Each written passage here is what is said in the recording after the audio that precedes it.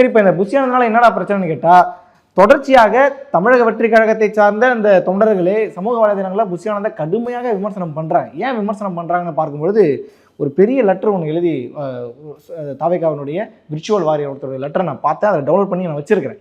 அந்த லெட்டரில் அவர் சொன்ன மேட்டர் என்ன அப்படின்னா, ஒரு பொதுச் செயலாளர் என்ற முறையில் கட்சியின் முக்கிய நிர்வாக பொறுப்பில் இருப்பவர் இவர் பல்வேறு பிரச்சனைகளை சமாளிக்கும் திறன் பெற்று இருக்க வேண்டும். கரூர் சம்பவத்தின் சூழலில் புஷியானந்த் தலைமறைவானது அவரது தலைமை பொறுப்புக்கு ஏற்ப அது அழகு இல்லை அப்படின்னு சொன்னதோட, அது மட்டும் இல்லாமல் ஏற்கனவே நம்ம சொன்னது போல இந்த சம்பவத்துக்கு யார் பொறுப்புக்குன்னு கேட்கும்போது, அதான் கரூர் மாவட்ட செயலாளர் ஏற்றுக்கிட்டாரு, அதான் பாடியை அடிச்சிட்டீங்களே, பாடி எங்கே தூக்கிட்டு போறீங்கன்ற மாதிரி ஒரு வேலையை பார்த்தாரு இல்லையா? அதையும் மென்ஷன் பண்ணி கேட்குறாரு. கரூர் நிகழ்ச்சி ஏற்பாட்டாளர் நான் இல்லை, கரூர் மாவட்ட செயலாளர் மதியழகன் தான் முழு பொறுப்பு வகித்தார், நான் பொறுப்பேற்க முடியாது என்று வாதிட்டது நீதிமன்றத்தில் மிகப்பெரிய அளவில் ஒரு பரபரப்பை ஏற்படுத்துச்சு. அப்போவே புஷியானந்த் மேலே கடுமையான விமர்சனங்கள்லாம் வந்துச்சு.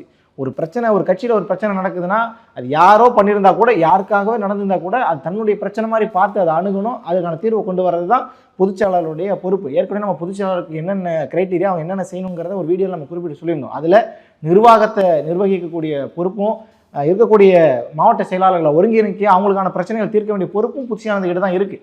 அதை அவர் ஏன் செய்யலைங்கிற கேள்வி நம்ம வச்சோம் இல்லையா? அதையே விர்ச்சுவல் வாரியரும் கேட்குறாரு. அதோட சேர்த்து என்னன்னா,